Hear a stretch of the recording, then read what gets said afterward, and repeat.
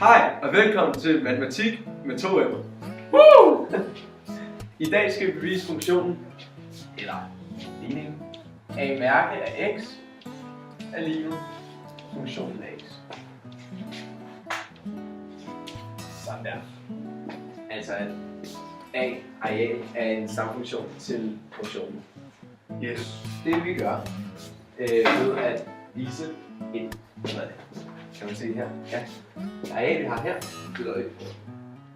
Ja, det er svært at være. Det gør sådan her.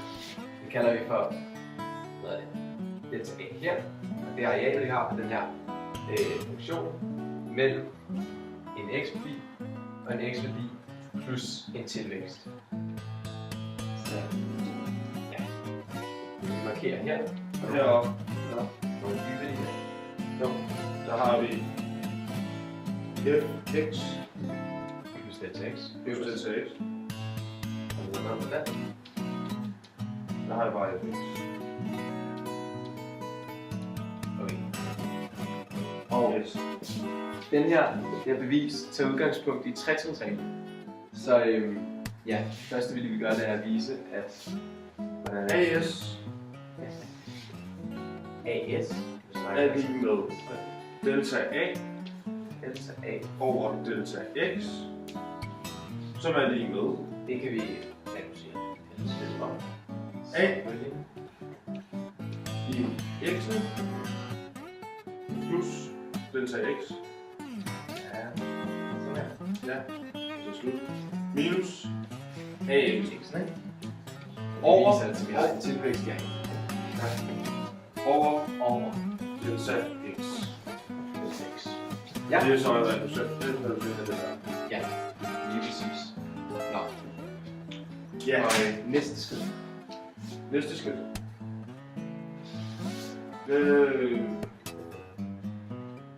Altså, det her, det gælder om en voksenfunktion. Det er kun en voksenfunktion. Ja. Nu var. Det gælder Ja, så for godt, vores at- funktioner, det er vigtigt lige at få med. Ja. Og som I kan se, så vokser vores funktion også i det interval, vi har markeret her. Ja. Herovre.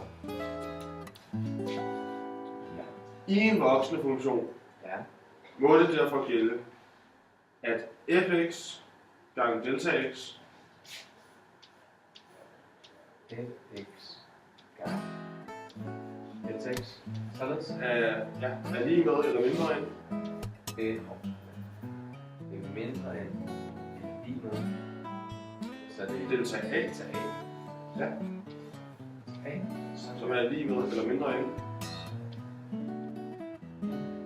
Så har vi så selvfølgelig. fx plus delta x. Plus delta, Ja, den er enig. plus delta x Plus delta x. gange. Gange delta x. Og det vi har her, det er jo så arealerne. Det vil sige fx gange delta x.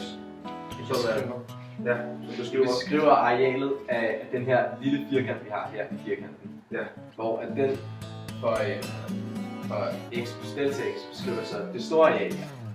store areal. Og som vi kan se, så ligger vores egentlige areal, som jo så selvfølgelig er et lille areal plus den her lille stump, det ligger et sted inde imellem dem her. Ja. Ja. Den her ligning kan vi reducere ved at dividere med delta x. Dermed kan vi få noget med højden i stedet for hele arealet nu. Ja. Det vil sige, at den her vil blive til fx f af x er større end lige nu med delta a divideret med delta x. Det var den, vi havde her. Så vi lige op, så bliver det mere tydeligt. At vi dividerer med delta x. Og det er stadig større end den funktion x plus delta x. Yes. Og der har vi så vist det her led. Præcis. Ja, det her det viser så, at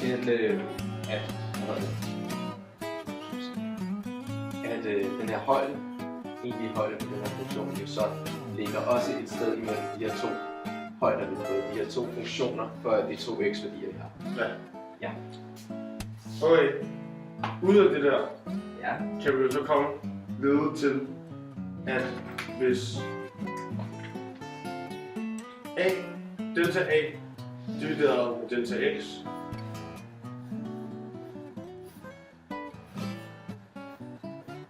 går mod fx. Hvis vi lader det her Hvis vi lader det gå mod fx, gå mod x. for delta x går mod 0, Ja, hvor vi har et delta x gå mod 0. hvor delta x går mod 0.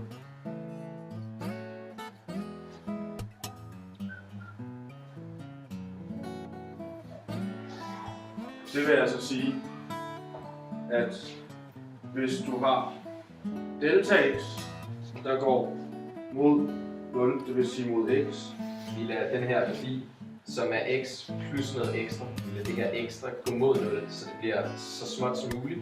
Så vi har den her rykkende sig herover af, og vi vil dermed gøre arealet mindre. Og vi vil også have herover, kan du se, at det er den her funktion, som jo rent faktisk nærmer sig den anden mere, fordi at det her led er mindre end før. Og til sidst får vi så ligesom, uendelig tæt på. ja, vi kommer uendelig tæt på, og dermed beviser vi, at vi nu har sådan en differentiabel.